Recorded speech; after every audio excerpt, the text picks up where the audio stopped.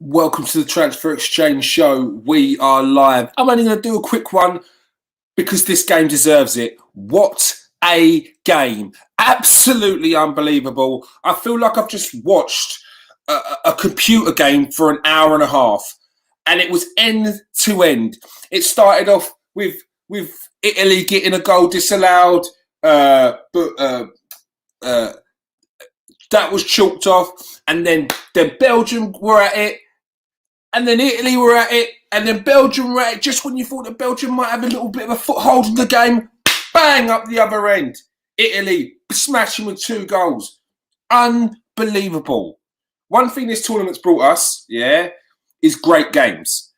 And when you expect maybe potentially some of these bigger teams when they match up to go like chess matches, tactic for tactic, tick-a-tacker, possession football, but it wasn't.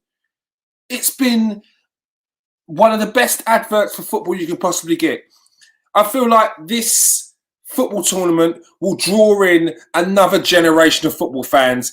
And if they're brought up on this kind of football, the next generation of football players will be unbelievable. Comment section, hit me up and tell me what you thought about that game. Come back to AFTVSC. So Dan, that ain't happening. Not anytime soon, mate. Nah. I'm too old for that. Tell us what you think of the game. Tell us who you thought your man in the match was. How good was Insignia's goal? You've got to feel sorry for players like Jeremy Doku, who was one of my players to watch in the tournament. He was exceptional today. I don't know how Rennes are going to be able to keep hold of him. Liverpool was sniffing around him for the last 2 seasons. Vincent Kompany managed to have a word in his ear to tell him that his development will be better by staying where he is. And he wasn't wrong. Since then, he's been sold to Rennes. And look at the player that he's turned out to be. Absolutely unbelievable. The tenacity of him, his dynamic, strength, pace, skill. And that's a guy on a losing side. On the opposite side, you had Insignia, who, I mean, if anyone watches any sort of football, European football or watches Italian football especially, you know how good this player is. Very underrated in the European football scene, not really spoken about, probably because he's one of them homeboys that's just never going to leave Napoli, if you know what I mean. But he's been one of my favourites to watch in this tournament because he's just one of them players that goes at it. Same as Chiesa. I was surprised that he didn't start early in the tournament, but since he's coming, he's been on fire. Anytime he gets the ball, he opens up and tries to shoot, drives at the defence, just a constant threat. And it's been unbelievable. And we can't just say it's all the outfield players because early doors, Donnarumma makes a brilliant save from a De Bruyne shot just outside the area, which then keeps Italy in the game. They go up the other end and score. It was probably. I'm trying to put it into context because I've watched some games in my life because there's been a lot of games. I'm not the youngest out here. That's probably one of the best games. It's one of the best international games I've ever seen. Honestly, end to end. Belgium weren't bad. Just Italy were excellent. Italy were excellent. Defensively and attacking. And I mean, you've got to hand it to Roberto Mancini because he is not held back at all. He believes in his defence. And with that, he goes forward with ferocity. It's constant. I don't know a team that's going to be able to stop Italy. Watching them the way they've played, they've taken on a Belgian team who's one of the most attacking, talented Belgian teams that's ever been. That Belgian team on paper, and actually to be fair to them, on the pitch, barring their defence, because the defence is getting on a bit, is unbelievable. The likes of De Bruyne, Lukaku in that team, Tielemans has been good in every game. So to take them on toe-to-toe and not even worry one iota about them attacking because you believe in your defence. You've got your tactics set up right, but you believe in your defence. The old boys at the back, Bonucci, Chiellini, Spinazzola. Brilliant. That stop on the line. We forget these little things. We don't forget them. But these little things that you might forget during the game where you think Italy were on it. Italy had the stronghold of the game, which they did. They did. But they stopped Belgium at key points. And they deserved their win. Barella, brilliant in the middle. Absolutely brilliant. Yeah, honestly, I've just come on here just to basically say that game was unreal. Unreal. I could watch it again. Roberto Mancini, take a bow, mate. Take a bow. They say you're too passionate. They say you manage with too many emotions. Well, if that is the kind of football you play, when you're managed with by a guy whose emotions are all over the place, then that is the kind of football I want. I want a manager who wears his heart on his sleeve like Mancini. That's not to take away from any managers that managing teams that I support, i.e. England or Arsenal. It doesn't matter. That guy, brilliant. Brilliant, brilliant, brilliant. And as I said, Belgium weren't bad today. Just Italy were better. Italy were better. Starting with Donnarumma, he was a better player. He was brilliant today. Let's just pull up the team sheet, and I'm going to go toe to toe. Who done it today? Okay, let's pull up the lineup. Comment section. Come on, I want to hear who you've got as your man of the match today. I see 11 people listening. Yeah, 11 people are in here. Yeah, hit the like. Yeah, hit that like. Come on, don't be shy. That's better. That's better. There's more people now. Yeah. And tell us who you've got as your man in the match. Thibaut Courtois, I mean, can you really blame him for them goals? You can't really. I thought Vermaelen, Vertonghen and Alderweireld, I think that's where Belgium need to really go forward. They're three excellent defenders in their day, in their time, but it just does seem like they're starting to get on a bit. I can't really fault them too much. Their defence was a bit open today. Vermaelen at points, I thought that he was being very, very, very much Vermaelen, which was sometimes holding the ball too long, which it gets frustrating, but that's the kind of defender that he is. Thomas Meunier, again, a good defender. He did all right today. Tillemans wasn't bad. Axel Witsel was working hard in the middle. Torgan Hazard was a bit quiet. I didn't think Torgan Hazard was great today, but he's had a very good tournament. I thought Kevin De Bruyne had a very good first half. Was unlucky not to really get the ball to Lukaku as much, but there wasn't really anyone else that was feeding off him. I thought Jeremy Doku was excellent today from start to finish. He was going at him. He was relentless. He was not giving up. He's the kind of player that no one would want to play against, and I don't see him. I think we're going to see that guy in the Premier League or a top club in the very near, not too distant future. And Lukaku, he got his goal, but they didn't give him enough service tonight. So I thought he was left isolated a bit. With Italy, Donnarumma, that save on its own.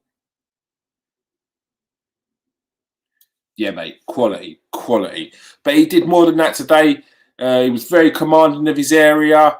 He's talking to his defenders all the time. You can see him. He is. I mean, he's just gone to PSG, and I mean PSG. When you're buying players like Donnarumma, who's how old is he now? I think he's only like 22. It makes me sick to think about it. The geezer's 22. You're having a laugh. Donnarumma's 22, and it feels like he's been playing about 15 years. But he's got the head of a 35-year-old goalkeeper. Brilliant, absolutely unbelievable. Di Lorenzo, It wasn't bad tonight. He was a very steady performance. Bonucci and Chiellini, they are the masters of defending. Whether it's the dark arts, whether it's just the classic defending, staying on your feet, last-ditch challenges, good in the air, commanding. The way they celebrate a challenge, the way they celebrate defending is beautiful to see. Spinazzola getting up and down all day long, and he stopped the ball on the line. He had an opportunity to score, which he had, as Mike Keown said, he had no right to get up there, and he's going to be a big loss for them. He's going to be a big loss because that's his tournament over. Barella was excellent today. Jorginho, I was thinking in the game, I see Chelsea fans, and this isn't all Chelsea fans, but do you know what it is? When I talk about Arsenal fans, Chelsea fans, I talk about the more vocal ones, and they're usually the ones that chat the most rubbish. They talk about Jorginho like sometimes like he's a waste of space. Yeah, he's played under Sarri, who bought him at the time. Man City wanted him. Lampard comes in, he can't help but play him, although there was talk that he was going to go.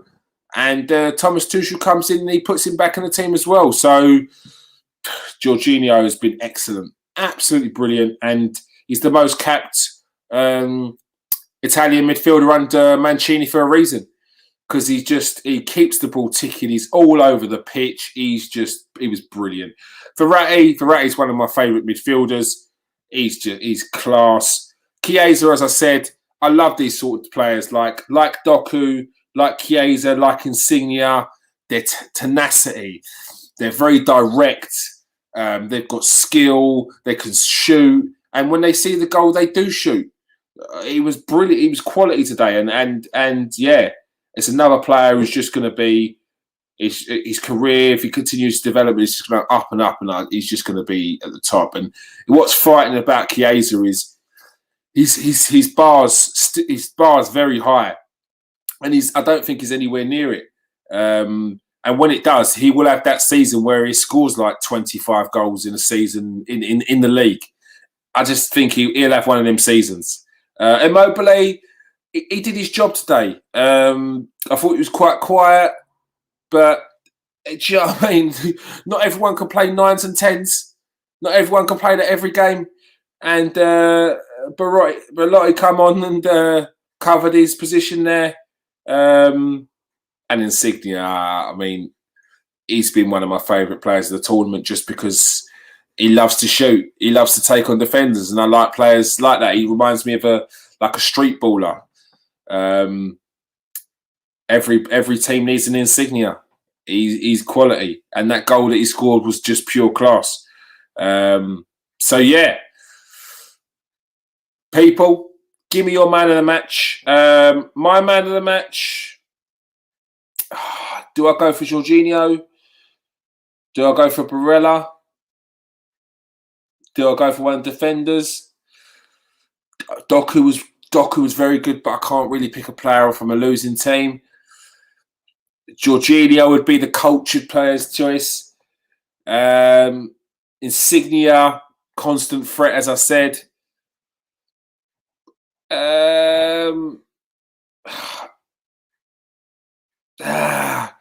I think I'm gonna go for my personal one. For me, it's going to be Insigne. Just because anytime he got the ball, I should be going for someone like Jorginho, to be fair. And Barella was excellent while he was on as well. But Insigne, constant threat on the ball. Anytime he got it, he was very direct. You knew he wanted to score. You knew he wanted to open up his ball. You knew what he wanted to do. And in the end, he got round to doing it. So, yeah. As I said, what a game. It's the Spain versus Italy, I think equally, touchwood, because I don't want to jinx it, touchwood, is equally going to be as much of a sick matchup. Except for Spain can't score goals. They did the other day. But like when you don't score, when you have about 150 chances on goal and then decide to score all your goals in 2 games. Being top goal scorers in a tournament don't really swing it for me. Gerrard, good player, decent, not world class. Is he international class? I'd have to say no, because international class, you've got to be. You have 2 chances on goal, 3 chances on goal. You've got to score 1. He's had 5 in 1 game and hasn't scored any. Nice pen, but that's not good enough for me. Very good on the ball, Spain, and that's why I think the game will be end to end, because Spain are getting opportunities. And maybe in that game against Italy, they will take their chances, but this is an Italian team that are fearless. They're willing to take on anyone. And as we've seen today, when they're taking on the world #1 team, they're relentless and they didn't stop going at them. So, yeah, that's geared up to be a great game. Obviously, there's England versus Ukraine tomorrow, and Czech Republic versus... Who have Czech Republic got? Come on, hit me up in the comment section before I have to check on this. Czech Republic got Denmark. So, big games tomorrow. Make sure you join us. Make sure you join us for the previews. Make sure you join us for the post-matches. Thank you for joining us, People's Day. Before you go, hit the like and subscribe. Before you go, make sure you share it. Tell all your friends about this as well. I'm also probably going to be on Bruce Mwamba's podcast, maybe for an England watch-along, maybe for one of the games tomorrow. We will see. I'll let you know. But thanks again. Thanks to Dan. Boom. Thanks, Jonathan. Boom. Peace out, people. Stay safe and wash your hands.